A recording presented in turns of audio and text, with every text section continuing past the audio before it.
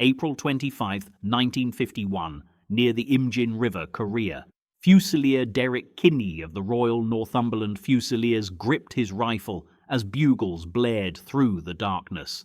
For 3 days, his unit had held the line against overwhelming Chinese forces in one of the Korean War's most brutal battles. Now, with ammunition gone and their position overrun, the order came to scatter.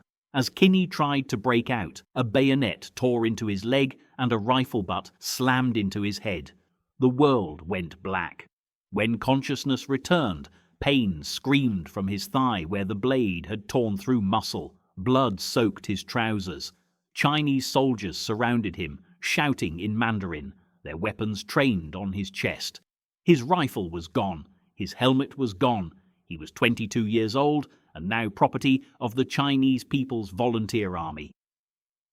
Rough hands jerked him upright. Other British prisoners stumbled nearby, faces blank with shock, their uniforms torn and bloodied. Guards prodded them into a ragged column with rifle butts. There were no bandages, there was no water, just the snarled order to march north, away from the Imjin River, away from the British lines, away from everything Derek Kinne had known.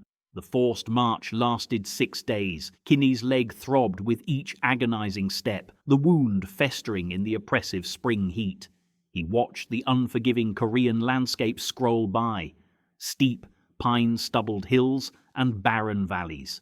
The guards, many no older than he, seemed as weary as the prisoners, their youthful faces set in masks of rigid authority. They drove the column through mountain passes and bombed out villages, stopping only when darkness made travel impossible. They slept in ditches or on the cold ground. When prisoners collapsed from exhaustion or pain, guards kicked them until they rose or shot them where they lay. The Chinese fed them twice daily, handfuls of cracked corn and millet mixed with dirt, served in grimy tin cans scavenged from American supply dumps. Kinne forced it down, fighting nausea, starvation, or survival. The choice was brutally simple. On the second day, a gaunt Gloucestershire Regiment corporal whispered that they were headed to a camp near the Yalu River, the Chinese-North Korean border. Intelligence had suggested the Chinese were establishing permanent prisoner compounds far from UN bombing runs, isolated, remote, built to break men without witnesses. By the 6th day, Kinne had learned the stark rhythm of captivity: obey, conserve strength, watch for weakness in the guards. The young ones were nervous, their fingers twitching on their triggers. The older ones were contemptuous but predictable. All of them fervently believed the propaganda their political officers fed them about corrupted Western soldiers needing ideological re-education. May 1st, 1951. They arrived at Camp 5, POW, on the southern bank of the Yalu River. The compound sprawled across a desolate valley floor, ringed by barbed wire and crude watchtowers. Mud-walled huts with thatched roofs stretched in miserable rows. North Korean and Chinese flags snapped in the wind, stark symbols of their new reality. Guards stood at intervals, Type 50 submachine guns slung across their chests. Beyond the wire, mountains rose like impassive prison walls. This was the end of the line. As the column shuffled through the main gate, Kinne saw what 3 years of warfare had produced: walking skeletons in rotting uniforms. American, British and Turkish prisoners moved between huts like ghosts. Their eyes were hollow, their faces etched with a profound hopelessness. He saw a man with a vacant stare scratching endlessly at arms covered in sores, another hobbling on makeshift crutches, his feet wrapped in bloody rags. Despair was a tangible thing here, a foul smog that hung in the air, thicker than the wood smoke from the cookhouses. Some prisoners had lost fingers to frostbite, others bore the livid scars from beatings. A few wandered aimlessly, their minds shattered by interrogation or rampant disease. This was Camp 5, POW, but prisoners had another more fitting name for it: Death Valley. The Chinese called it a re-education facility. The commandant, a political officer named Colonel Zhao, was a true believer who thought Marxist indoctrination could transform capitalist soldiers into fervent socialist converts. The curriculum was simple: daily lectures, forced confessions, and public self-criticism sessions where prisoners were made to denounce their governments, their families, and themselves. Those who cooperated received extra rations, a handful of soybeans, a slightly thicker gruel. Those who resisted faced the cage, a wooden box barely large enough to crouch in, positioned in the center of camp, where everyone could witness the price of defiance. Kinne was processed with mechanical efficiency. Guards confiscated his paybook, his watch, his wedding ring. They photographed him for their records. A camp administrator, his face impassive, recorded his name, rank, unit, and capture date in precise Chinese characters. Then came the interrogation. A young Chinese officer with excellent, almost unaccented English asked about British troop positions, artillery placements, and officer names. Kinne gave his name, rank, and service number, nothing else. The officer smiled, a thin, humorless expression. "You will learn cooperation," he said softly. "All prisoners do eventually." That first night, Kinne was assigned to Hut 7 with 15 other British prisoners. The structure offered almost no protection from the elements. Wind howled through gaps in the mud walls. The floor was bare earth, damp and crawling with lice. The air inside was a foul cocktail of unwashed bodies, sickness, and stale fear. Men slept pressed together for warmth, sharing threadbare blankets infested with parasites. A single smoky oil lamp provided a weak light. The latrine was an open trench 50 yards outside, surrounded by more barbed wire and glaring searchlights. Guards escorted prisoners in pairs, rifles ready, as if anyone had the strength left to escape. Inside the hut, a sergeant from the Royal Ulster Rifles named Thompson briefed the new arrivals. His voice was low and gravelly. "Keep your head down," he said. "Do the work details. Eat what they give you, no matter what it is. The political lectures are twice daily. Attend, or they'll put you in the cage. Some lads try to resist. They don't last." Kinne, his voice raspy, asked about escape attempts. Thompson's expression hardened into a mask of grim realism. "The Yalu freezes in winter.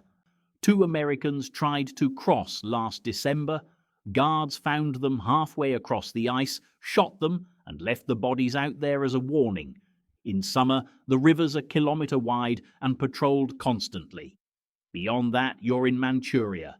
300 kilometers of hostile territory before you reach anything resembling friendly lines. No food, no maps, no chance." But Kinne noticed something in Thompson's voice. It wasn't surrender exactly, it was calculation. Survival through compliance was one strategy, the most obvious one, but the sergeant's eyes suggested he was constantly measuring the guards, the wire, the routines. He was storing information. He was a man preparing, not yielding. May turned to June. The daily routine at Camp 5 was a relentless machine designed to destroy identity and replace it with obedience. Guards woke the prisoners at dawn with shouts and rifle butts against the hut walls. Roll call, which they called Dian Ming, lasted an hour. Prisoners stood in formation while Chinese officers counted, recounted, and lectured about the glory of the People's Volunteer Army and the inevitable victory of socialism over imperialism.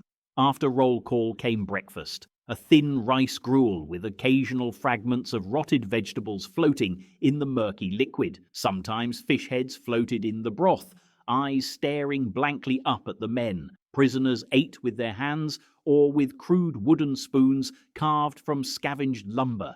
The meal provided perhaps 300 calories, barely enough to sustain life, certainly not enough to maintain strength. Work details followed. Kinne was assigned to a labor gang that hauled rocks from a quarry to build new huts for the expected influx of more prisoners. Guards supervised with clubs and rifles. The work was pointless, designed to exhaust rather than construct anything functional. Prisoners who slowed received vicious beatings. Those who collapsed were dragged back to their huts and left to recover or die.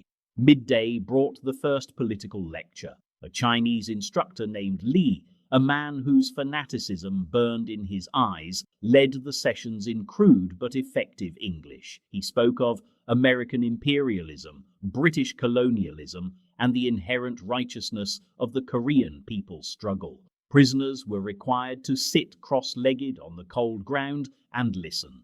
Those who fell asleep were struck awake. Instructor Li would jab a finger at a random prisoner. "Why is Wall Street the enemy of the working man?" he'd demand. The answers, recited in listless monotones, were a catechism of survival. Anything else earned punishment. Some prisoners complied immediately. Hunger made philosophers of no one. Others resisted with silence or sarcasm until the cage broke them. Kinne sat through the lectures with his face blank, his mind a fortress, cataloguing everything. Guard positions, the timing of patrols, the distance between watchtowers, the placement of searchlights. The routine was predictable. Predictability meant vulnerability.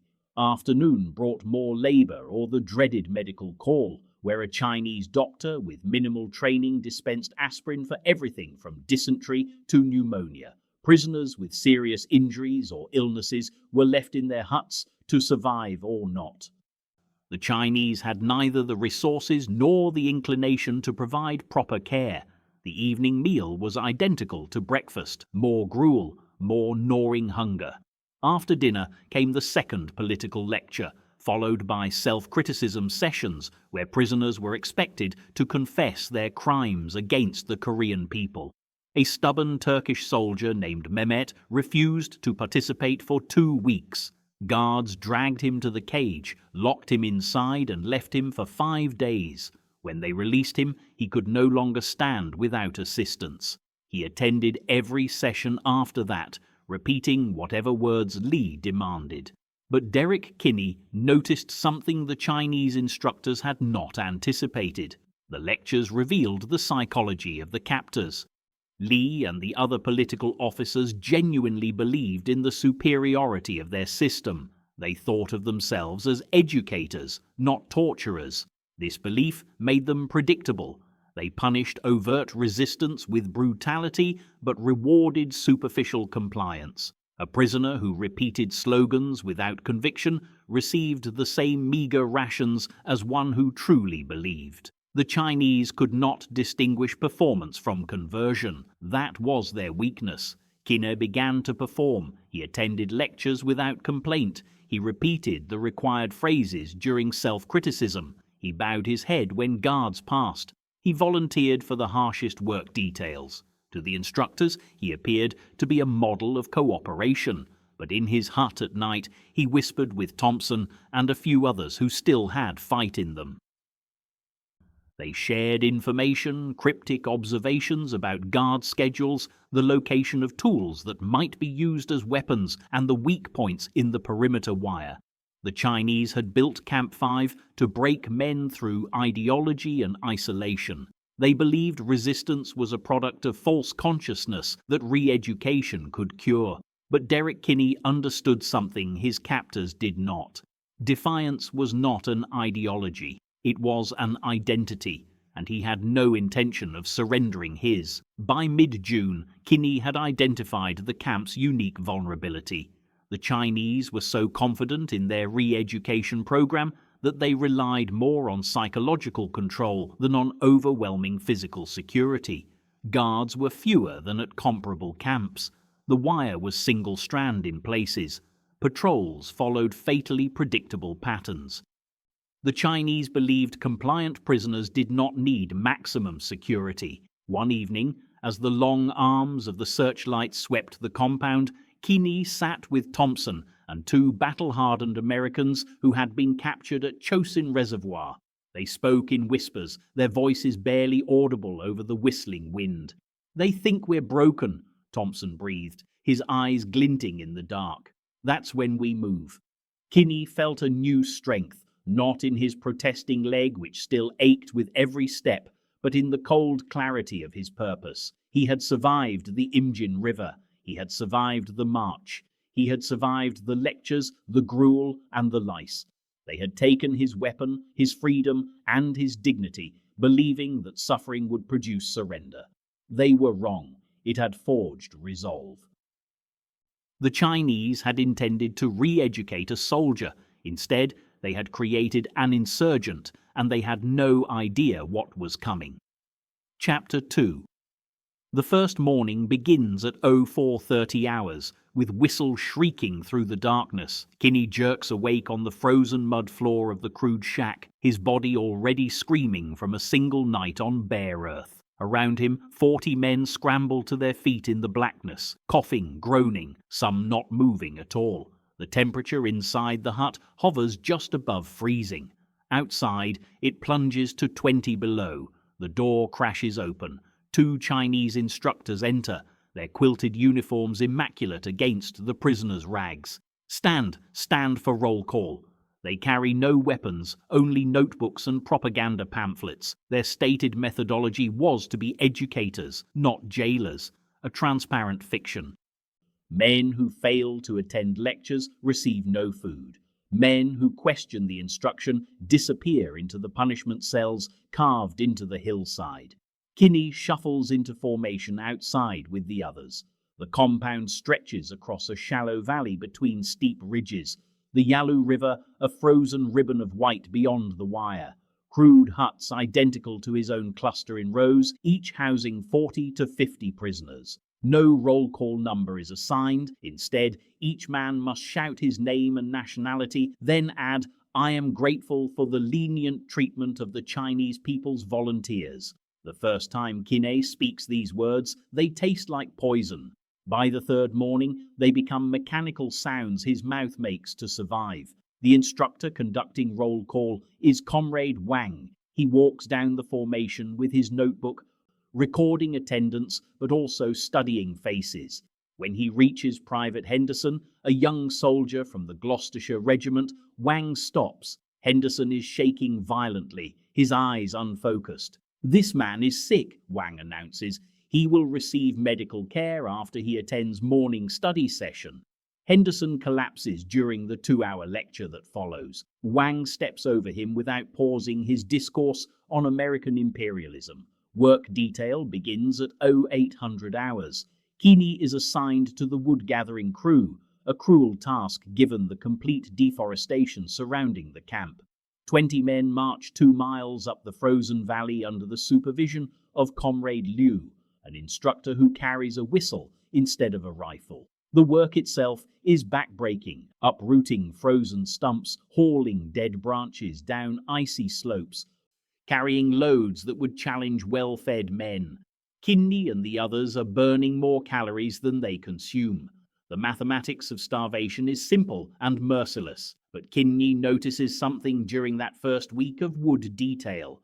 Comrade Liu is bored. He conducts his supervision from inside a small shack at the collection point, emerging only every 30 minutes to blow his whistle and count heads.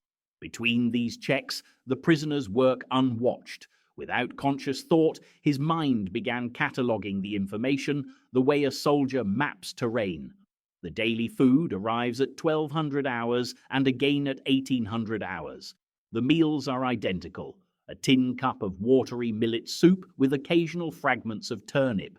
Sometimes there is a small ball of sorghum bread, hard as a stone. Kinne calculates he is receiving perhaps 800 calories per day while burning 3,000. The weight falls from his frame.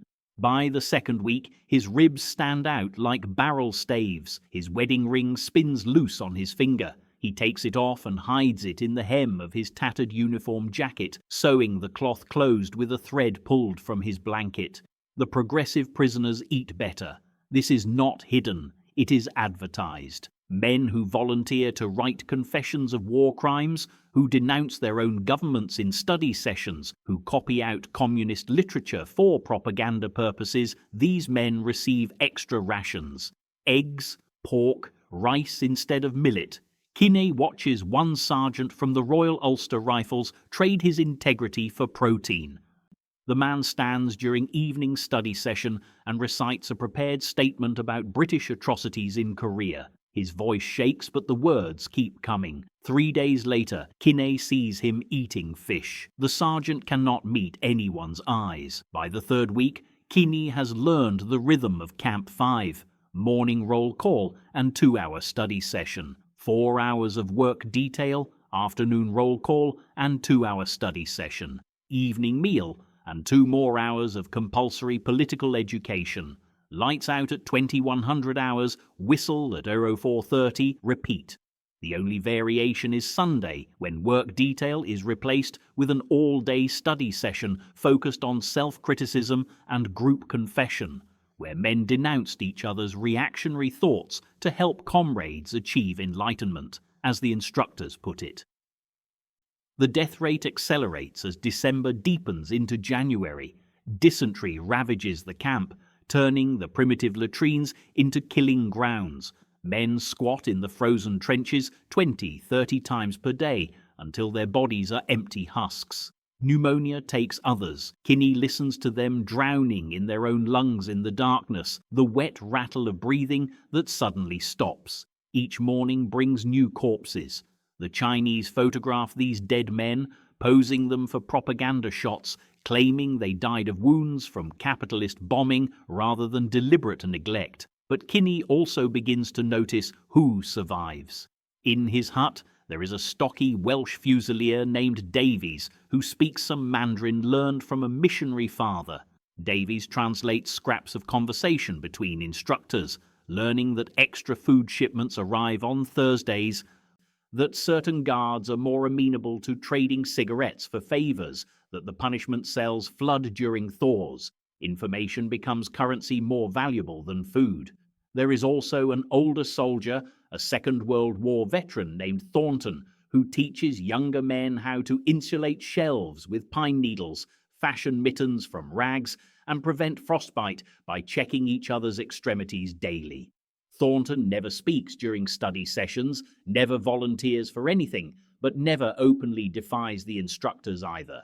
He is invisible in his compliance, and invisibility is survival. And there is Sergeant James Kahn of the Gloucesters, senior British officer in the compound, who maintains a quiet but absolute resistance. Kahn refuses to write confessions, refuses to denounce his country, refuses to accept extra rations. The Chinese try everything: isolation, beatings disguised as struggle sessions, starvation below even the standard rations. Kinne endures. His example anchors Kinne when the pressure to break becomes nearly unbearable. The re-education sessions were sophisticated psychological warfare, exploiting every perceived grievance and failure of the capitalist system. They hammered themes of class exploitation at working-class prisoners and anti-imperialism at those from colonies. For Kinne, they focused on the futility of his sacrifice for an indifferent government that had already forgotten him. One instructor, Comrade Chen, speaks perfect English with a slight American accent. During a study session in late January, he singles out Kinne. "Sergeant Kinne, you were wounded and captured because your officers ordered you into an impossible position. Your life meant nothing to them. You were expendable. Why do you protect a system that sacrificed you?" The question hangs in the frozen air of the hut. 20 men wait to hear Kinne's response. He knows that defiance means punishment, but collaboration means a different kind of death. "My officers fought beside us," Kinne says quietly. "They didn't send us anywhere they wouldn't go themselves." It is a simple statement of fact, not a political argument, but Comrade Chen's face darkens. The session continues 2 hours longer than scheduled. No evening meal is served. The punishment is calculated to breed resentment. Other prisoners glare at Kinne as their stomachs cramp with emptiness. The Chinese turned prisoners against each other, making individual resistance a collective burden. It was brutally effective. Kinne resolves to resist more carefully, less obviously, but he also resolves never to break. 2 months into captivity, Kinne notices patterns in the guard routines. Instructor shift changes at 1400 hours meant a 15-minute overlap where supervision was lax. Work details always took the same routes, with stretches where the terrain dipped below the sightline from guard towers. The evening count was often rushed by cold instructors eager to return to their heated quarters. The camp perimeter wire is not electrified, electricity is too scarce, and in some sections the posts are rotting. He does not yet think these observations in terms of escape. His conscious mind is still focused on surviving each day. But the soldier's instinct to gather tactical intelligence persists. He begins to understand the geography, the camp's position in the valley, the frozen Yalu River, and beyond it, Manchuria, deeper into enemy territory.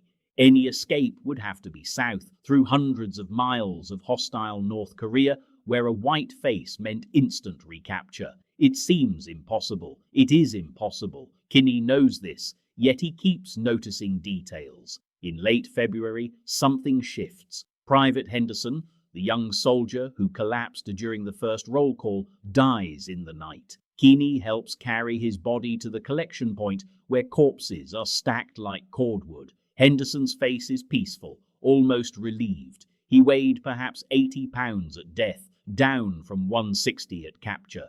As Kinne lays him down, he sees Henderson's dog tag still around his neck, and suddenly Kinne is furious. Not at the Chinese, at himself, for beginning to accept this, for allowing the grinding routine to numb him into passive endurance. That same afternoon, on wood detail, Kinne watches Comrade Liu enter his shack for the usual 30-minute break. Through the shack's window, Kinne sees Liu settle into a chair and light a cigarette. Beyond Liu's shack, perhaps 200 yards through a shallow draw, the perimeter wire is barely visible, and beyond that wire, a rough road leads west along the valley. Supply trucks use this road twice weekly. Kinne has seen them during work details. Chinese military trucks with canvas covers, driven by bored soldiers who barely glanced at the distant prisoners. For the first time, Kinne allows himself to think it clearly. There might be a way out, not through the wire, not on foot across Korea, but possibly hidden in something leaving the camp. A truck, concealed beneath supplies. It is insane. The odds of success are nearly zero.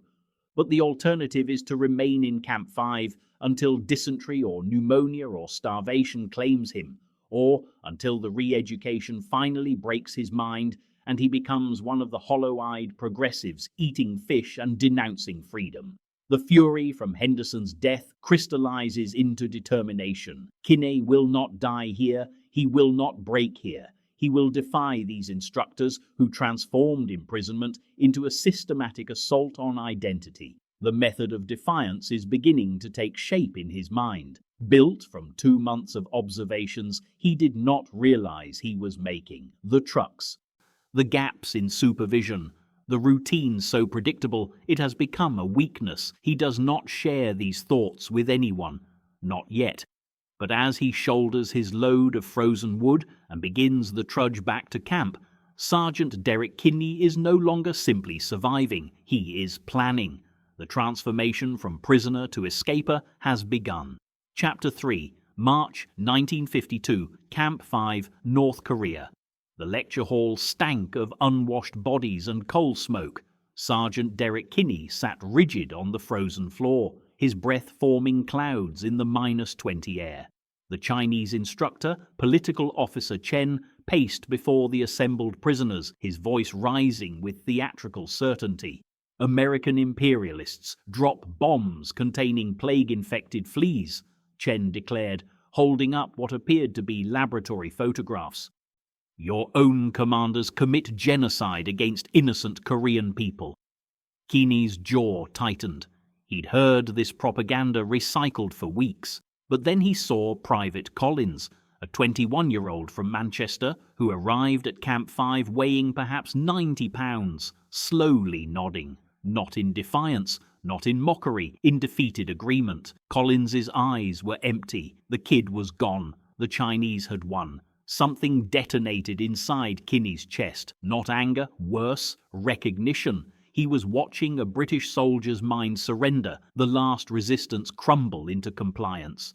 Collins would stand before other prisoners soon, parroting Chinese lies, genuinely believing he was speaking truth.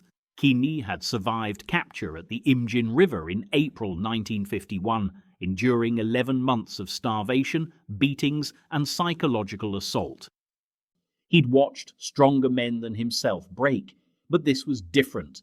This wasn't physical death. This was the extinguishing of something that made them soldiers, British men. The lecture continued, but Kinne didn't hear it. His mind had shifted into a different gear, one he hadn't accessed since his last combat patrol. He was calculating the temperature, guard rotations, which prisoners still had fight left, how much rope the Chinese gave them before tightening control, whether 3 months of planning could overcome 3 years of fortifications. That evening, Kinne moved with deliberate casualness through the crowded barracks, a converted stable with 60 men crammed into a space meant for 20 horses. He approached Corporal Hughes first, a Welsh coal miner who still met the guard's eyes with barely concealed contempt. "Tomorrow's lecture," Kinne said quietly, fumbling with his bootlaces. "I'm going to make Chen work for his propaganda victory." Hughes didn't look up from mending his tattered socks. "How?" "Questions, polite ones, the kind that expose their lies without giving them an excuse to drag me out. They'll put you in the hole." "Probably." Kinne finished with his boots and leaned closer. "But I need to know who's still got spine left. Who still remembers we're soldiers, not students in Chen's fucking classroom." Hughes met his eyes then. Something passed between them. Recognition, relief, determination. "Count me in," Hughes whispered, "for whatever comes next." By midnight, Kinne had identified 6 men, not many from a barracks of 60, but these 6 still possessed what mattered, the refusal to surrender internally even when their bodies had been broken externally. They gathered in the corner nearest the door, ostensibly sharing the last of someone's hoarded rice, but actually holding the most dangerous conversation of their captivity. Kinne spoke in barely audible murmurs. "We form an escape committee. Start planning now. Attempt when opportunity presents." Private Morrison, a Scotsman whose brother died during the death march north, shook his head. "They execute escapers, Derek. You've seen the bodies they leave on display." "They execute the ones they catch," Kinne corrected. "And they're executing us anyway, just slowly. You've seen the death rate. Starvation, disease, beatings. Half of us won't see 1953. Lieutenant Wainwright, the only officer in the group, spoke carefully. "There's another consideration. If we actively resist during indoctrination, we become examples. They'll separate us, put us in solitary, break us individually." "Yes," Kinne agreed, "which is why we do it. Because if we don't, Collins becomes the example. Cooperation rewarded, resistance forgotten. Every prisoner with doubts will see that submission leads to survival." The group fell silent. Outside, a guard's boots crunched through snow, the sound growing louder, then fading. Kinne continued, his voice harder. "We fight on 2 fronts. 1, the escape committee. We observe everything. Guard schedules, fence weaknesses, food storage locations, weather patterns. We plan for every man here, even the ones who won't resist. When opportunity comes, we take it." "And the other front?" Hughes asked. "We make ourselves ungovernable. Not violently, we're not stupid, but in every lecture, every indoctrination session, every propaganda exercise, we make Chen work. Questions that seem innocent, but force them to defend obvious lies. Slow compliance that wastes their time. Forcing corrections to written confessions. We become the prisoners they regret educating." Morrison voiced what they all knew. "They'll torture you for this, Derek. The hole, stress positions, the water treatment. I've heard the screams." "I know." Kinne had heard them. The isolation cells were barely large enough to crouch in, unheated and pitch black. Men emerged from week-long stays unable to walk properly, their minds fractured. "But here's what I understand now. They're going to torture some of us regardless. The question is whether they torture us for defiance or for having finally broken and confessed to war crimes we didn't commit. I'd rather go to the hole with my soul intact. The decision hung in the frozen air as each man faced it. Wainwright spoke first. I'm with you. I took an oath. I've dishonored it enough. The others nodded one by one. Hughes, Morrison, Privates Daniels and Cook, Corporal Wheeler. 6 men against a camp of guards, against the Chinese People's Volunteer Army, against their own physical deterioration and psychological exhaustion. Kinne immediately shifted to practicalities. Tomorrow, Wainwright and I ask questions during the lecture, respectful but persistent. The rest of you observe the guards' reactions. Who gets angry? Who looks bored? Who's listening to superiors versus acting independently? We need their personalities. What are we watching for regarding escape? Cook asked. Everything that moves and doesn't. When do guards patrol the perimeter? Same time each night or varied? How many? Are there gaps? When does the kitchen staff arrive? How is food transported? Where are tools stored? What's the ground like beyond the wire? Frozen now, but will spring thaw make it muddy and slow us down? Daniels raised a concern. Some of the lads will inform. You know that. Too scared not to. Which is why we tell them nothing, Kinne stated. This committee is 7 men. Information is shared only among us, and only when we're certain we're unobserved. Assume everything said in the barracks reaches Chen. The gathering broke up carefully, men returning to their sleeping spaces in 2s and 3s to avoid any appearance of conspiracy. Kinne lay in the darkness on his wooden sleeping platform, body shivering despite 3 layers of rags, his mind racing with a clarity he hadn't experienced in months. The shift was complete.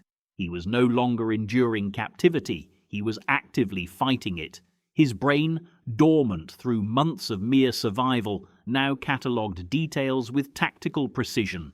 The night guard's 37-minute patrol interval, the rusty squeak of the door hinges, a potential escape window in late April when the Yalu River thawed, the need for food, weapons and wire cutters, the 200 kilometers of hostile territory to UN lines. The mathematics were brutal. Escape attempts from Camp 5 had a documented 0% success rate. They were outnumbered by guards, weakened by malnutrition, and the civilian population was hostile. Winter temperatures would kill them faster than bullets. Every logical calculation said it was impossible. But Kinne had arrived at a place beyond logic.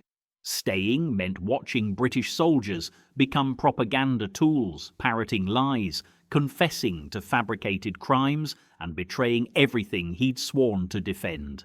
The Chinese understood that physical imprisonment was temporary. Wars ended, prisoners were repatriated. But mental imprisonment, the rewriting of a man's understanding of truth and duty, was permanent. They were waging war for minds, and they were winning. Kinne made his peace with death that night, not with suicidal acceptance, but with rational acknowledgement. His odds of surviving torture in solitary, perhaps 80%. His odds of surviving an escape attempt, perhaps 10%. His odds of maintaining his sanity and integrity while fully cooperating with indoctrination, 0. The choice crystallized. He would resist during lectures, accepting the punishment. He would plan an escape, knowing success was virtually impossible. He would do both because the alternative was becoming someone he couldn't live with, assuming he lived at all. Better to die trying than to survive as Chen's success story. The British sergeant who saw the error of Western imperialism. The barracks door opened and a guard entered, walking slowly between the sleeping platforms to check faces.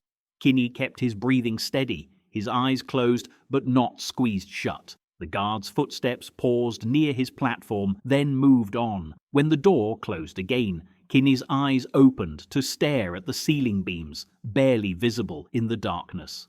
Tomorrow, he would ask his first question, politely, intelligently. He would observe Chen's response, the guard's reactions, which prisoners paid attention and which looked away in fear. He would begin gathering intelligence, not as a victim hoping for rescue, but as a soldier planning an operation. The escape committee now existed. 7 men who had crossed a line from which there was no retreat. They would observe, plan, and prepare. They would disrupt indoctrination while appearing cooperative. They would create and exploit opportunities. They might fail, they would likely die, but they would do it fighting, minds intact, souls their own. Kinne's last thought before sleep was tactical. The 8-foot fence wire with its 3-foot overhang, the 80-yard spacing of the guard towers, the predictable sweep of the searchlights. Every weakness and routine was being recorded. The war for his mind was declared, and Sergeant Derek Kinne had just committed to winning it, no matter what he had to endure to defy them. Chapter 4, August 1952, Camp 5. Under the cover of a completely moonless night, the plan went into motion. Sergeant Derek Kinne and a fellow prisoner, Private Dennis Hewish, slipped away from their designated hut, their hearts pounding a frantic, percussive rhythm against their ribs. This was not a meticulously engineered tunnel or a clever deception.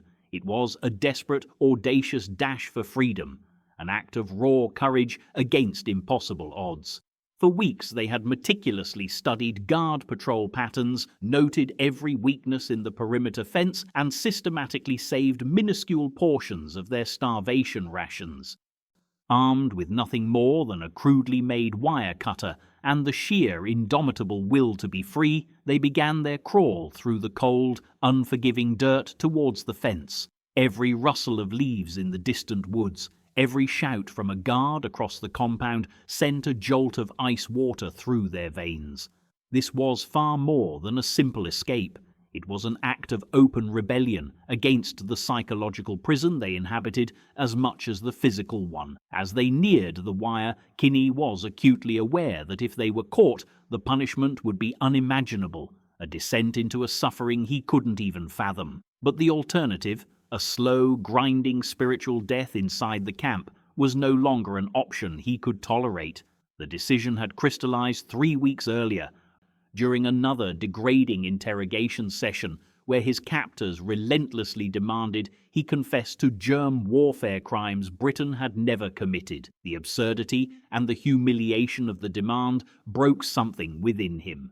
Kinne walked back to his hut that July afternoon, the sun feeling alien on his skin, knowing with absolute clarity that he would rather die in the desolate Korean mountains than become what they wanted, a broken, hollowed-out propaganda puppet mouthing their lies for their cameras. His identity as a soldier, as a man, was being systematically dismantled, and this he could not allow. That same night, he approached Private Dennis Hewish during the brief period of intense darkness between guard rotations. There were no lengthy speeches, no appeals to patriotism, just whispered, urgent words. "I'm going over the wire." "You in?" Hewish was 21, a young soldier captured near the Imjin River, possessing a stubbornness as deep and unyielding as Welsh coal. 3 agonizing seconds of silence stretched between them. In that pregnant pause, Kinne saw not hesitation, but calculation, a rapid weighing of certain death against a sliver of hope. What he saw in the younger man's eyes was a stark reflection of his own exhausted defiance. Then a decisive nod. 2 men, no elaborate organization, just a plan formed from the raw materials of desperation and meticulous observation. The northeast corner of Camp 5's perimeter ran closest to the tree line, offering the shortest dash across open ground, perhaps 200 yards before the dense forest offered concealment.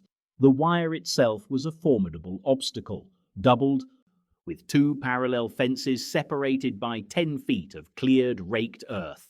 Guard towers anchored each corner, their powerful searchlights sweeping predetermined patterns every 90 seconds. But Kinne, during his months of punishment details, had noticed something critical. The guards changed shifts at midnight. It was a brief 5-minute window when tower positions rotated and the guards' attention scattered. It was the moment when rigid discipline fractured into predictable human confusion. The method was brutally simple. Wait for the shift change, crawl to the wire, cut through both fences during the brief searchlight gap, sprint for the trees, survive the mountains, somehow reach UN lines somewhere to the south. The odds were astronomical. Both men had quietly accepted death as the most probable outcome.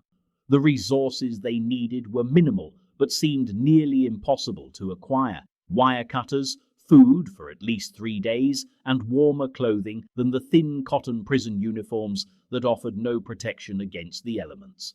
A compass would be an unimaginable luxury. They would have to navigate by the stars and sheer guesswork. Over 17 painstaking nights, Kinne fashioned a wire cutter from scavenged metal, a broken shovel blade smuggled from a work detail. He laboriously ground it against a rough stone in absolute darkness, the grating sound masked by the nighttime noises of the camp. He wrapped the handles with cloth torn from his own blanket, shredding the fabric and blistering the skin of his palms. Each night he worked in the shadows, hiding the precious tool under loose floorboards, his ears straining for the telltale boot scrape of guards approaching. Hewish focused on food. The starvation rations in Camp 5 left prisoners skeletal, but he began a painstaking process of secreting away individual grains of rice, minuscule fragments of cornbread so small their absence wouldn't register during the frantic, desperate minutes of mealtime. It was a special kind of self-torture, saving food while his own body withered from hunger. Hidden in a cloth bundle sewn into the lining of his trousers, the cache grew with agonizing slowness. It amounted to a total of 1,500 calories. Maybe enough for 2 days if they moved carefully. Probably not. They studied the guard patterns with the intensity of men whose lives depended on perfect memory. Tower 1, sweep right to left, 90 seconds, pause 10 seconds, repeat. Tower 2, left to right, same timing. But the guard there was a smoker. The red glow of his cigarette was a beacon of his drifting attention during those brief moments of nicotine relief. The foot patrols followed the established roads between huts, rarely deviating, calling to each other in Mandarin to prove they were awake. Between midnight and 12:15, the entire camp's rhythm stuttered. Guards walked to their new posts. Replacements oriented themselves. Crucially, the searchlights went dark for a full 30 seconds during the handoff. 30 seconds, enough time to cover 50 yards if they moved with desperate speed. Not enough if they hesitated for a single instant. The close call came on August 10th, 12 days before they ran. A camp informer, a British soldier who had broken under interrogation and now curried favour with his captors by providing intelligence, appeared at Kinne's hut during the afternoon work detail. He asked casual, probing questions. Had Kinne noticed the fence maintenance crew last week? Strange they'd leave tools behind. Did he know anything about a missing shovel blade? Kinne felt his chest constrict into a tight, icy knot. The shovel blade was currently hidden an arm's length away, wrapped in cloth, nestled between floor joists. Discovery meant immediate execution, with no trial and no appeal. He looked the informer directly in the eyes and lied with the cold conviction of a man who had already decided to die. Guards took it probably, check their quarters. They steal everything not bolted down. He forced his voice into a register of bored contempt, a mask of indifference he had perfected. The informer's gaze held for 3 eternal seconds. Then he shrugged and walked away. Kinne's hands shook uncontrollably for an hour afterward. That night, he moved the wire cutter to a new hiding place, buried in the corner of the latrine trench, wrapped in scavenged oilcloth, marked by a stone only he would recognize. The informer came back twice more, but each time Kinne deflected, and the noose loosened just enough for him to breathe. But the pressure was building.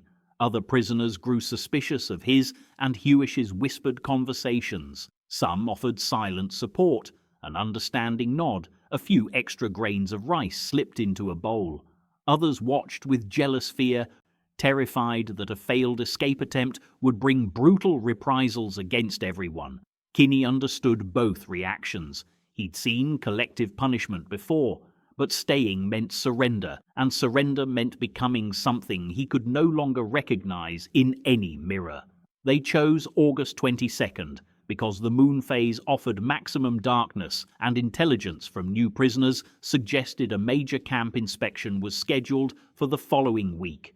If the guards discovered their preparations, the window would close forever. 3 days before, they began eating their hoarded food, just enough to fuel muscles wasted by months of starvation. Hewish managed to steal a second blanket from a storage hut during the confusion of a punishment assembly, hiding it under his uniform. The final day arrived with a cruel, mocking beauty. Clear skies, moderate temperatures, no rain to muddy the ground or mask their sounds. Kinne worked his detail, carrying rocks from one pile to another in the pointless, spirit-breaking labor. His mind was a battlefield of calculations. 200 yards to the trees, 2 fences, 30 seconds of darkness, 5 minutes of distraction. After evening rations, Kinne retrieved the wire cutter from the latrine. The metal felt cold and dense against his skin, hidden inside his shirt. Hewish had the food bundle and extra blanket. They returned to their hut and waited. There were no dramatic farewells. The other prisoners in their hut knew something was happening. The tension was palpable, but asking questions endangered everyone. A silence thick with unasked questions and unspoken fears settled over the men. One man, a corporal from Newcastle, gripped Kinne's shoulder briefly in the darkness. No words were exchanged, just the pressure of a calloused hand communicating what speech couldn't: courage, fear, respect, goodbye. At 11:45, they moved to the rear of the hut. Through gaps in the wall planks, Kinne watched the towers. Cigarette glow in Tower 2, searchlight sweep in Tower 1. His heart hammered against his sternum. Hewish breathed in a controlled rhythm beside him, in through the nose, out through the mouth, just as they'd practiced.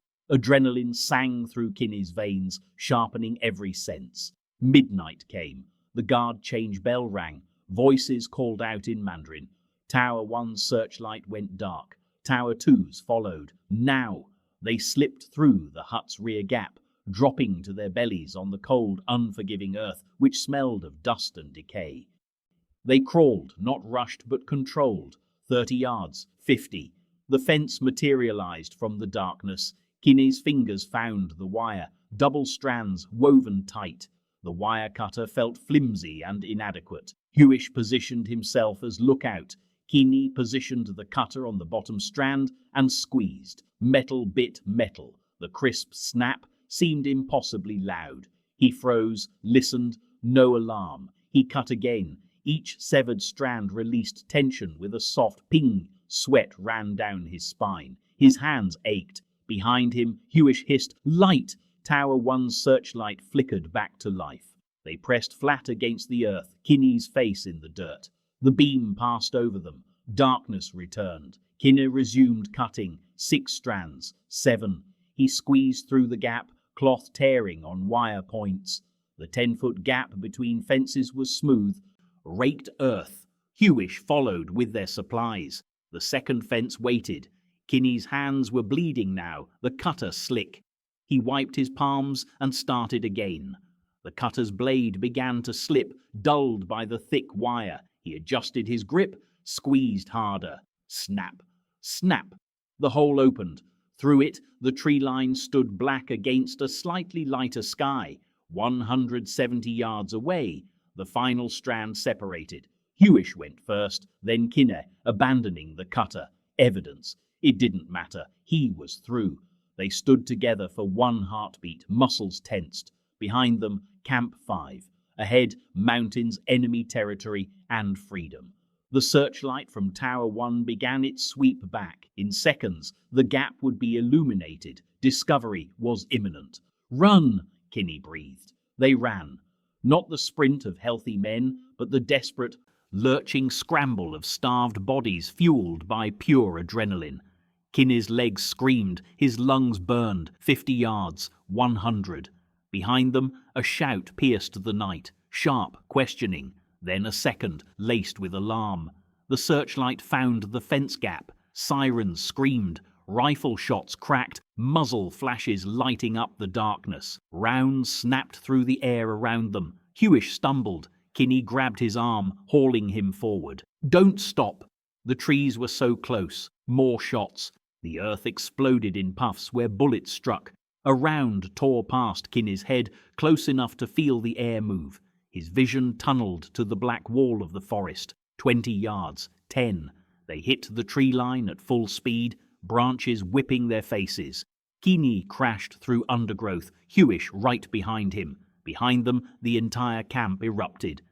Searchlights swept the trees while dogs began to bark furiously. They were beyond the wire, into the mountains. Pursuit was certain, survival a distant gamble. But for the first time in months, they were the masters of their own fate, and they were running toward it. Chapter 5. The wooden box measured 4 feet by 3 feet by 3 feet. Derek Kinne could neither stand nor stretch his legs. He sat hunched, knees pressed against his chest, spine curved against rough planks. The darkness was absolute. No crack of light, no variation between day and night. Time became meaningless in the blackness. Hours blurred into days, which dissolved into an eternity of cramped agony. His leg wound, inflamed from the escape attempt, throbbed with infection. The fever came in waves, shivering cold, then burning heat, then cold again. Sweat soaked his rags in the stifling box. Ventilation came only from narrow gaps between boards, and the air was thick and foul with his own waste. The guards had shoved a tin can inside for that purpose, emptying it irregularly, sometimes leaving it for days. The stench became part of existence, no longer noticed because there was nothing else to smell. Every muscle screamed. Forced into one position and unable to shift, cramps seized his legs with vicious regularity. He would massage the knots with trembling hands, pressing hard into flesh gone soft from starvation, feeling bone too close to skin. His back developed sores where his spine pressed against the wood. The skin broke and infection followed.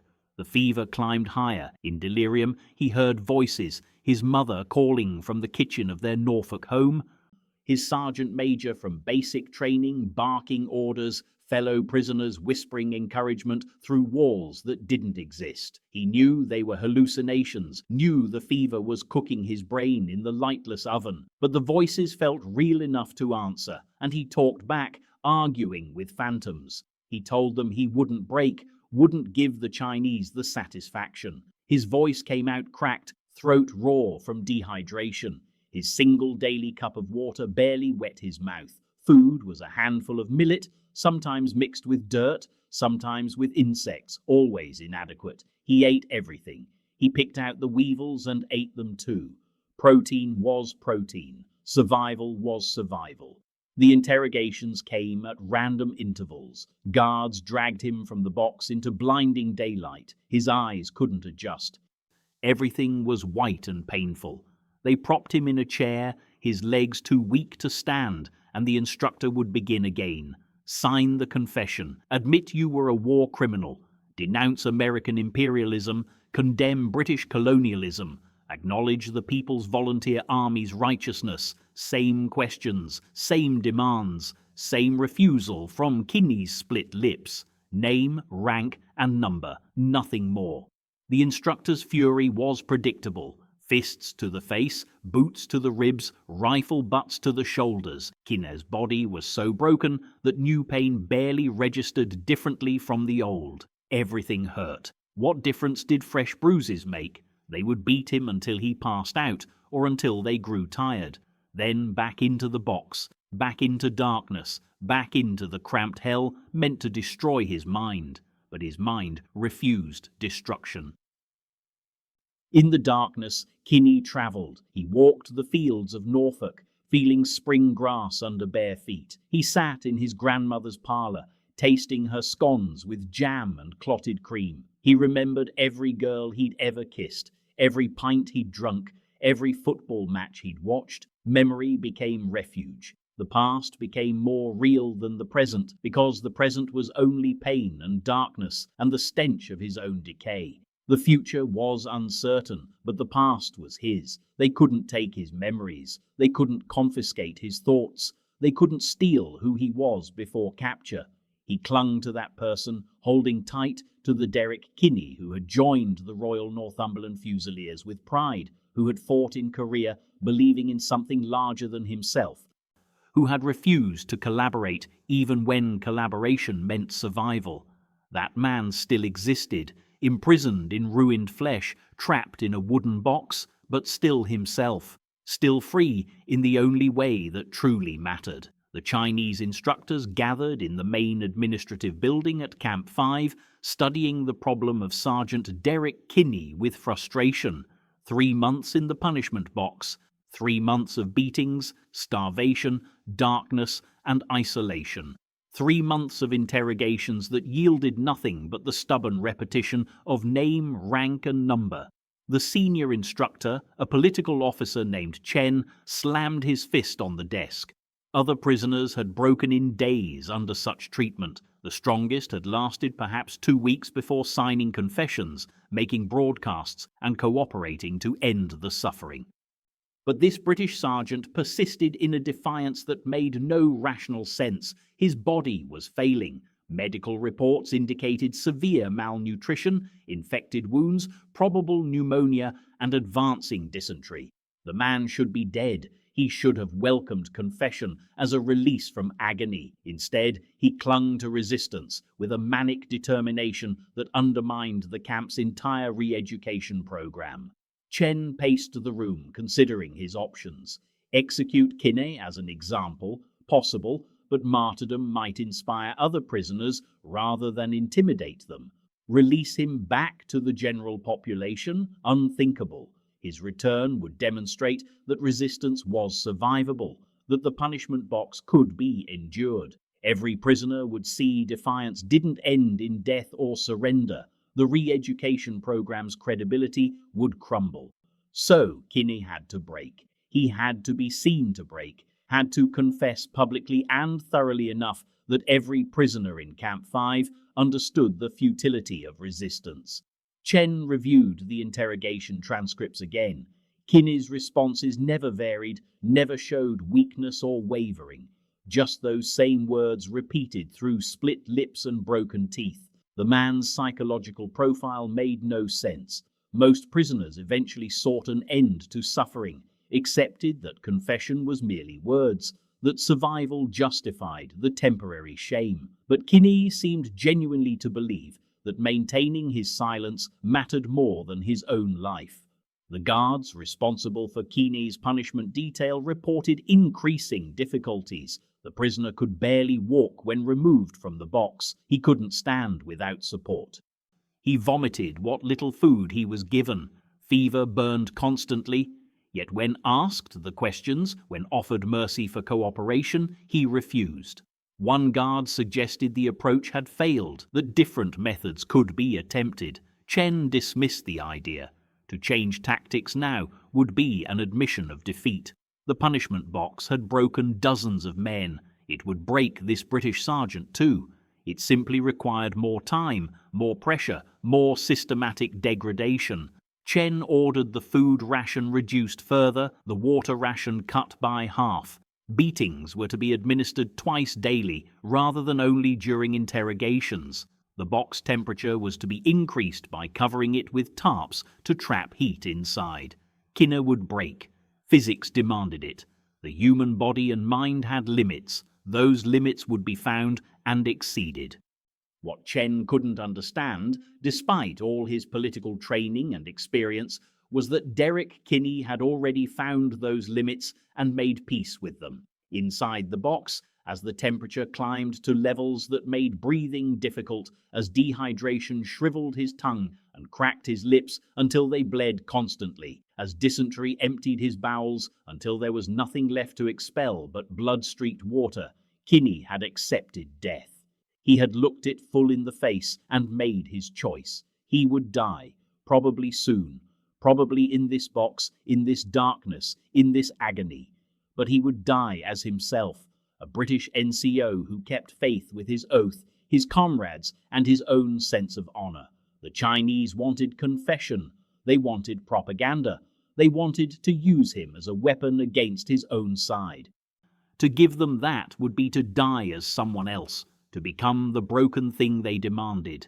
And that death, the death of his integrity, frightened him far more than the mere physical death approaching. The fever took him deeper into delirium. Whole days passed in unconsciousness or semi-consciousness where reality and hallucination merged. He had conversations with his father, dead since 1944, killed in France during the liberation. His father told him to hold on, told him he was proud, told him that dying well mattered more than dying comfortably. Kinne argued sometimes that this wasn't dying well, this was just dying stupidly. What difference did his silence make? Who would even know he had resisted? His father's phantom replied that Kinne would know. That was enough. It had to be enough. Because if you couldn't live with yourself, couldn't face yourself, then you weren't really alive anyway. Just meat walking around waiting for death to catch up. The guards dragged him out for the twice-daily beatings. Kinne no longer fully regained consciousness during these sessions, hanging limp in their grip while fists and boots did their work. The questions were asked. He mumbled responses, sometimes the right ones, name and rank and number, sometimes just nonsense, fever words that meant nothing, sometimes no words at all, just sounds. The guards would beat him anyway, following their orders, then drag him back to the box and shove him inside. The darkness swallowed him again. The cramped agony resumed. His body had stopped protesting. Muscles had surrendered to permanent cramping. Sores had spread across his back and buttocks and legs. Infection was systemic now.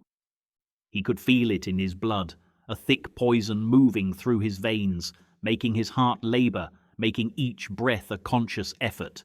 In lucid moments, which came rarely now, Kinne wondered if this was how it ended, if he would simply stop breathing in the darkness and they would open the box to find a corpse. Part of him welcomed it. The suffering had exceeded anything he'd imagined possible. Every moment was agony. Every heartbeat was a struggle. Death would be sweet relief from the torture of continued existence. But another part, the stubborn core that had kept him going through 3 months in this hell, refused to surrender even to death's mercy. Because dying meant they won. It meant his body broke even if his will hadn't. And he wanted to prove, if only to himself, that will could outlast flesh, that the human spirit could endure beyond the body's limits, that there was something inside a man that torture couldn't touch. The camp commandant reviewed Chen's reports with growing concern. Kinne's condition was approaching a threshold. Keep him in the box much longer, and he would die, perhaps with permanent damage. The higher command had sent inquiries about the British sergeant. Apparently, some prisoners released in earlier exchanges had reported Kinne's resistance. Word had spread. If Kinne died without breaking, he would become a symbol for resistance movements in other camps. If he survived and was eventually released or exchanged, he would testify to his treatment. It was better to break him completely, extract a thorough confession, then nurse him back to minimal health before any inspection or exchange. The commandant authorized Chen to use any methods necessary short of execution, whatever was required to achieve cooperation. Chen understood. He ordered the box opened at midnight. Guards dragged Kinne out and carried him to the interrogation room, propping him in the chair under glaring electric lights. His eyes couldn't open properly, swollen and crusted shut. His skin was grey, his lips black with dehydration and infection. He weighed perhaps 90 pounds now, a skeleton barely covered with flesh. Chen leaned close, speaking in English. "Last chance, Sergeant. Sign the confession. Make the statement. End this suffering. We can give you medicine, food, water. You can rejoin the other prisoners. All you must do is cooperate. Just words, simple words. Then peace, then rest, then survival." Kinne's head lolled forward. His mouth worked, trying to form words. Chen leaned closer, unable to hear. What was the sergeant saying? Was this finally the surrender Chen needed? Kinne's voice emerged barely audible, a whisper from lips that could barely move. Chen strained to catch the words, and there they were, the same words, always the same. Sergeant Derek Kinne, service number 2282458, Royal Northumberland Fusiliers. Nothing more, nothing less, name, rank, and number. The only response he would give until his final breath left his body. Chapter 6. The Final Defiance. October 1952, Camp 5. After 28 days in the box, a barely living Sergeant Derek Kinne was dragged back into the main compound, his body a wreck, but his eyes still burning with defiance. The Chinese command assumed he was broken. They were wrong. Within days of his return, Kinne did the unthinkable. He made another escape attempt. The guards found him 300 meters beyond the perimeter fence on a freezing November morning. His body should not have been capable of movement. 28 days in a wooden box measuring 4 feet by 3 feet had left his muscles atrophied, his joints seized, his spine curved from forced confinement. Fellow prisoners had watched him dragged back 5 days earlier, a skeletal figure who could barely stand. That he was walking at all was medically improbable. That he was running toward the mountains was impossible. But Derek Kinne had never concerned himself with probability. The escape itself was an act of pure audacity that left even hardened guards momentarily stunned. He had waited until the pre-dawn shift change, that 15-minute window when the old guard retired to warm themselves and the new guard were still stumbling from their bunks. The perimeter fence was basic, 12 feet of wire mesh topped with barbed coils, but in his condition it might as well have been the Great Wall itself. His hands had no strength for climbing, his legs trembled just supporting his weight. He used a discarded rice bowl to dig beneath the fence instead. The ground was frozen solid. Each scrape of metal against earth sent shocks through his damaged wrists. His fingernails split and his knuckles bled, but he worked with the methodical patience of a man who had endured 28 days in darkness and emerged unbroken. 30 minutes of digging created a depression barely 8 inches deep. Enough. He forced his emaciated frame beneath the wire, feeling barbs tear his back. The pain was irrelevant. Pain had become his constant companion, as familiar as breathing. Then he ran. His legs moved in a shambling gait that resembled running only in intent. Each step was a negotiation between willpower and physical collapse. His breath came in ragged gasps, his vision a narrow tunnel. He moved towards the tree line 300 meters distant, toward the mountains beyond, toward a freedom that existed more as concept than realistic possibility. He made it halfway before the shouts erupted behind him. The guards' disbelief turned instantly to rage. This skeleton of a man, this prisoner they had systematically destroyed for a month, was escaping again. The insult was unbearable, the loss of face catastrophic. Whistles shrieked as guards poured from barracks and dogs barked in a frenzy. Kinne heard it all and ran harder. His body screamed protest. His heart hammered against ribs visible through his skin. His legs buckled twice, but he caught himself, lurched forward, kept moving. 100 meters to the trees, 50. The dogs were closing. He could hear their panting, their handlers shouting encouragement. 25 meters. His right leg gave out completely. He crashed face first into frozen earth. He got up. This was the moment that would define everything. This single act of rising when staying down meant survival. The guards were seconds away.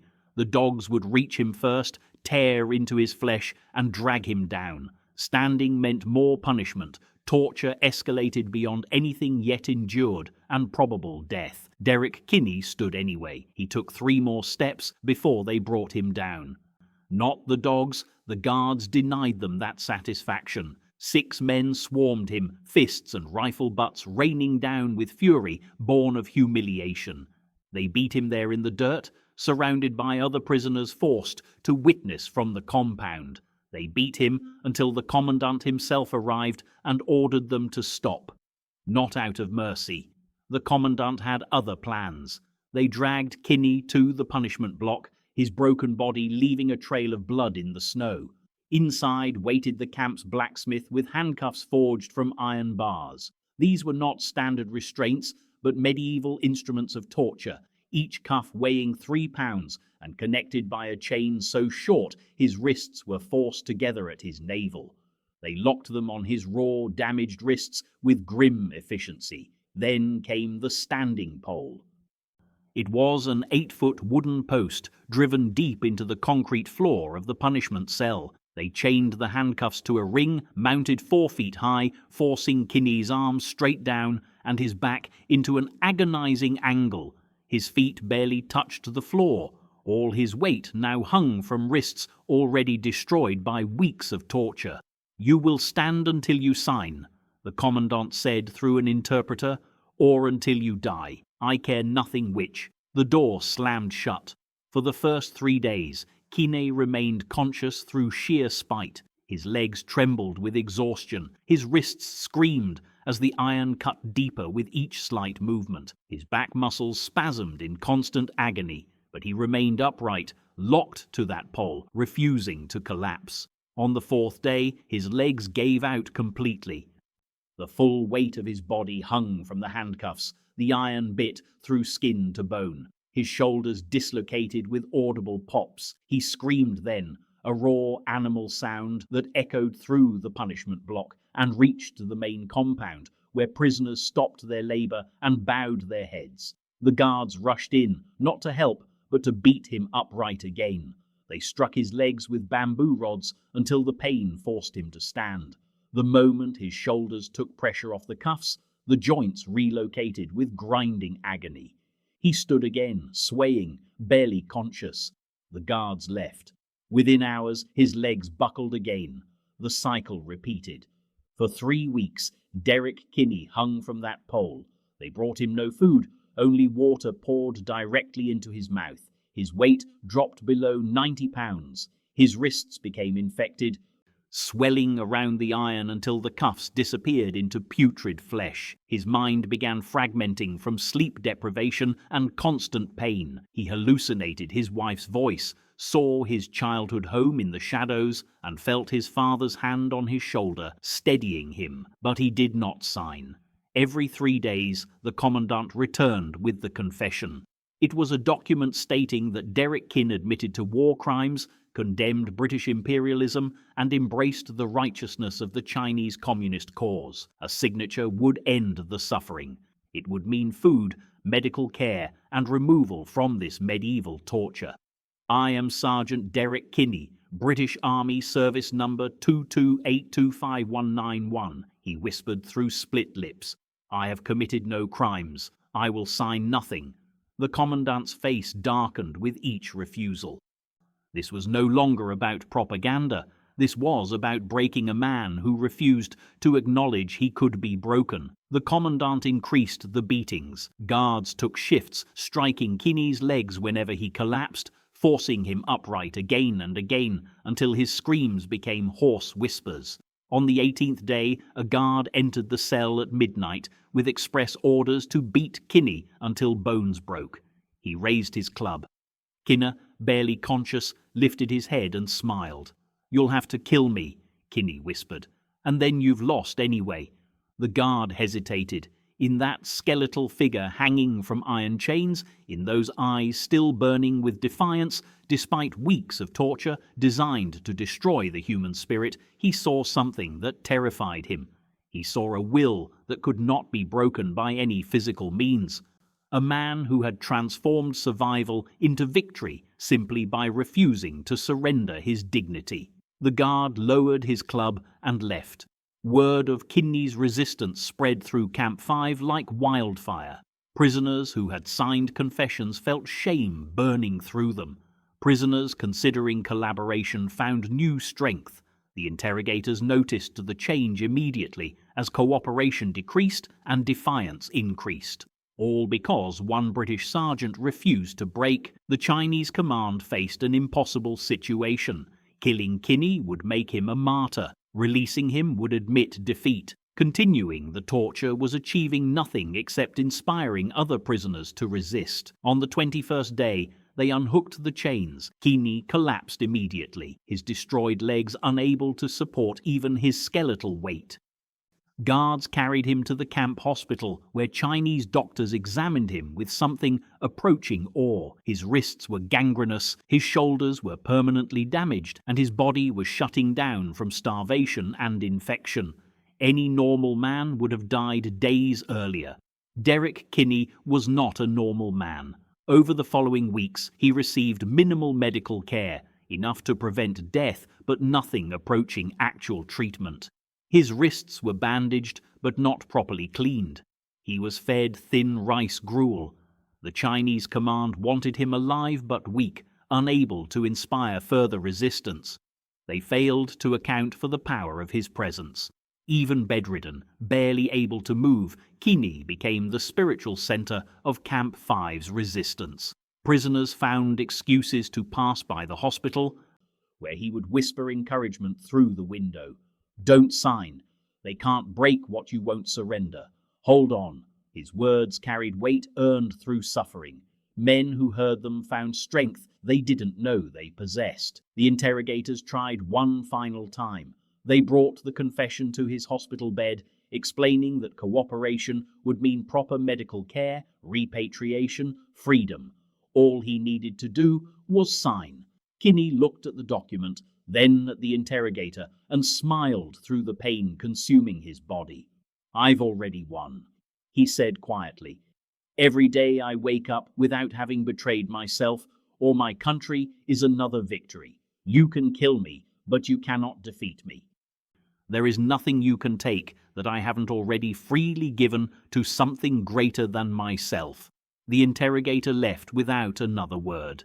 Derek Kinne would remain a prisoner until the armistice in July 1953, but the Chinese command never again attempted to break him. They had learned what his fellow prisoners already knew, that within this quiet British sergeant existed a core of steel that no torture could bend. His wrists never fully healed.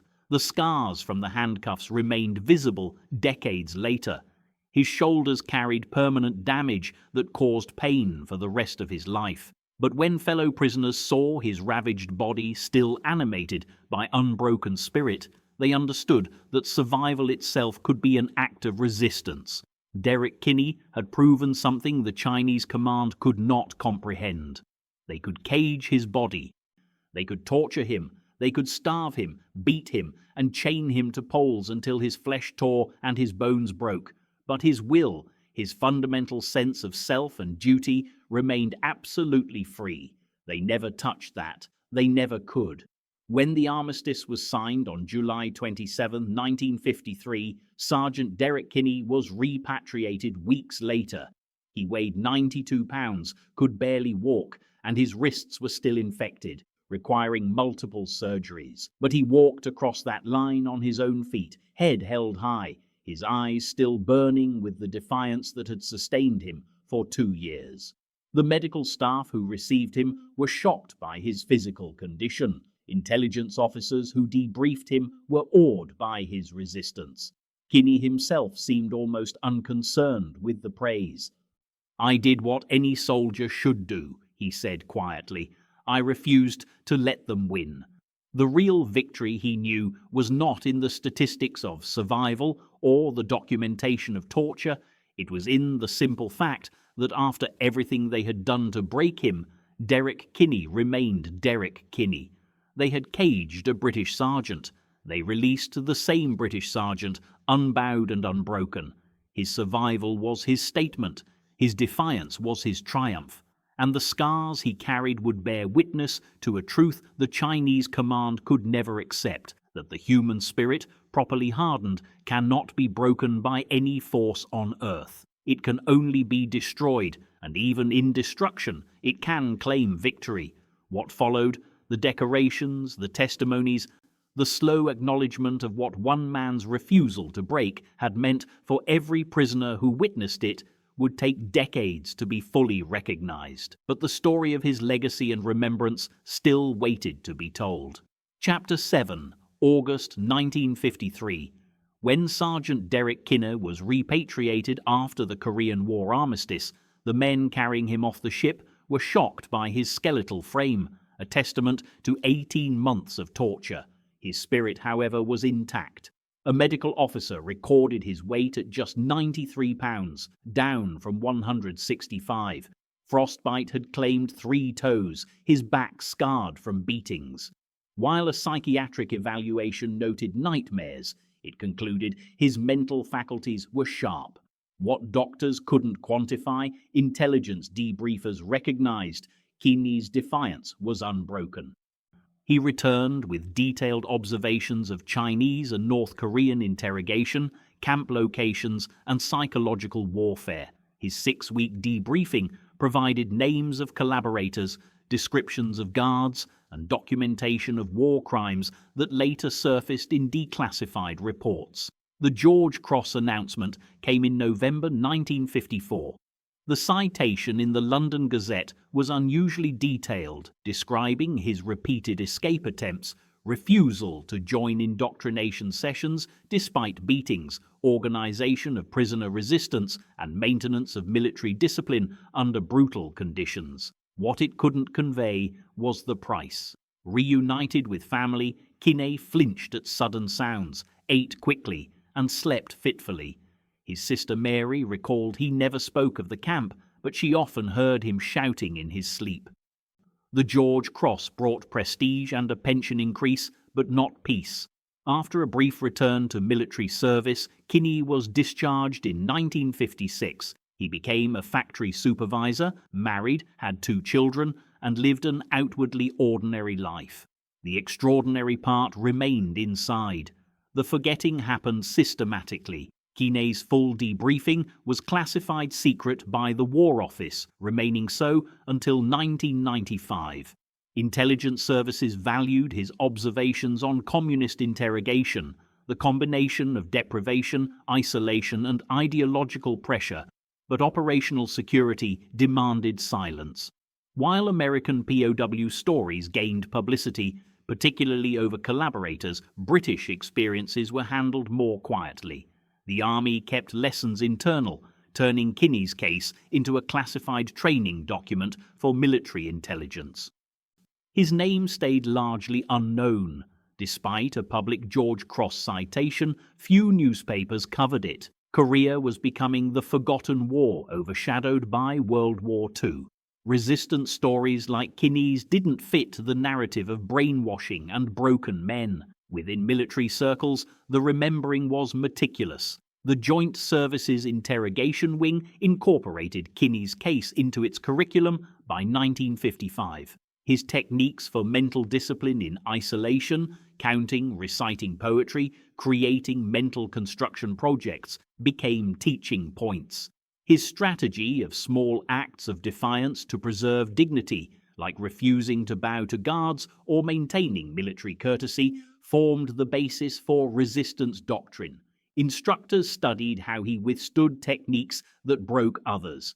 This knowledge remained classified, so the public never learned how he survived. His neighbors knew he was a decorated POW, but details were obscure. Kinne never sought publicity, finding that speaking of the trauma required reliving it. His own survival, he felt, was unremarkable. The story's rediscovery came through 2 converging paths. In 1988, military historian S.P. Mackenzie requested declassification of War Office files. Among the documents was Kinne's complete 300-page debriefing transcript. Mackenzie used this to give Kinne's story its first detailed public accounting in his 1994 book on British prisoners of the Korean War. Simultaneously, the Ministry of Defense, updating its resistance curriculum after the Gulf War, was seeking historical examples of effective resistance. A young officer came across the Kinne file, and by 1995, excerpts were being used in updated survival, evasion, resistance, and extraction SEER courses, with instructors encouraged to research the full case. The second path came through family. After Kinne's death in 2002, his daughter Susan found a small journal he had secretly kept in camp, written in microscopic script on scraps of paper. It detailed life in punishment cells, his thoughts during solitary confinement, and notes on fellow prisoners. She contacted the Imperial War Museum, which authenticated the journal and acquired it in 2004. A researcher cross-referenced its entries with declassified records, finding a perfect correlation confirming his official debriefing. The museum mounted a small exhibition in 2006, Resistance, British POWs in Korea, featuring Kinne's journal. Regional newspapers covered the event, and Korean War veterans who attended, some who knew Kinne, were visibly moved by his words. Today, Kinne's case holds a specific place in British military doctrine. At the Defence SEER training organisation, instructors begin a module on interrogation resistance with his story. They focus on his technique for solitary confinement. When locked in a tiny cell for weeks, he mentally designed and built a house brick by brick from plumbing to roofing. This mental discipline kept his mind engaged and prevented the psychological collapse isolation induced in others. The technique is now taught explicitly, with Kinne's house project as the template. His strategies, like using tap codes or accepting punishment for minor infractions to preserve dignity, are analysed as examples of maintaining resistance. The Code of Conduct for British Forces after capture cites no individuals, but Kinne's case was referenced in its 1990s review. Article 4, requiring prisoners to resist beyond providing basic information, reflects lessons from Korea, where psychological pressure proved highly effective. Kinne's steadfast resistance to indoctrination demonstrated that mental opposition was possible, even when physical resistance was not. His debriefing notes on the Chinese method of combining sleep deprivation, cold and repetitive questioning informed British understanding of communist interrogation doctrine. Intelligence officers at Chiksan studied his observations to analyse which approaches broke prisoners and which could be resisted, feeding that analysis into training programs for subsequent generations. The Imperial War Museum's Kinne collection has grown. His daughter donated his medals, documents and letters to fellow Korean War veterans. These letters reveal something official records missed. Kinne maintained regular contact with 4 other men from his prison camp. Their brief notes on ordinary life occasionally referenced shared experiences, like nightmares returning after a documentary, or relief that their story was finally told. The letters suggest a private support network of men who shared experiences too difficult to explain to anyone else, remembering together because no one else could. In 2012, the Royal Northamptonshire Regiment Association erected a memorial plaque at Northampton Cathedral, listing Kinne's name alongside other regimental recipients of the George or Victoria Cross.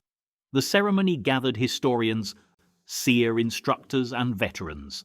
A lieutenant colonel from Defence Intelligence noted that Kinne's contributions provided crucial information on communist camp systems, and that his observations on psychological warfare influenced NATO doctrine. Though specifics remained classified, the impact was officially acknowledged. Susan Kinne accepted a copy of his citation, telling the Assembly her father never considered himself a hero.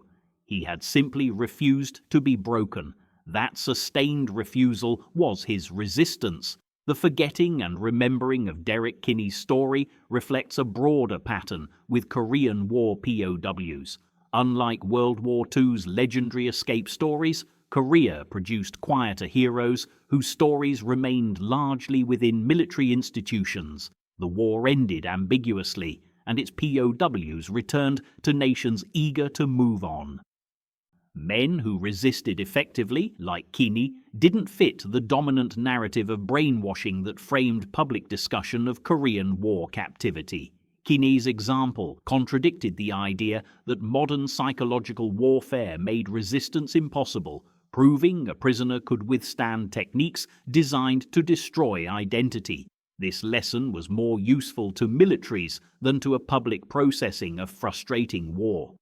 At Chicksands, in the secure archives of British military intelligence, Kinne's file remains active. It is referenced in interrogation resistance, psychological resilience, and historical analysis of captivity. Officers in training review excerpts to understand enemy methodologies. The file is cross-referenced with more recent cases, from the Falklands to the War on Terror. The common threads, isolation, humiliation, pressure to collaborate, appear across decades. Kinne's resistance techniques remain relevant because the fundamental challenge persists: how to maintain one's identity when everything is designed to destroy it. Kinne died in 2002 at 73. His local obituary was brief. The Ministry of Defence sent a letter of condolence. His funeral drew 200 people, including Korean War veterans who stood at attention as his coffin passed. One veteran said simply, "He never quit. That's what mattered. He never quit." His George Cross was displayed, then donated to the Royal Northamptonshire Regiment Museum. There, a placard summarizes his service: the escape attempts, torture and resistance, the courage of a man sitting silently, refusing to break. The house he built in his mind during solitary confinement was never constructed, but its blueprint remained. His daughter recalls him describing it once, years later, with unexpected detail: the windows, the door, the roof tiles. He lived in that imaginary house when his reality was a frozen cell, a mental construction that saved his sanity. At CRE schools, instructors tell students about Kinne's house. Build something in your mind, they say. Make it detailed, make it real. When everything else is taken away, you still have what you build inside. No interrogator can reach it, no guard can destroy it. That space remains yours.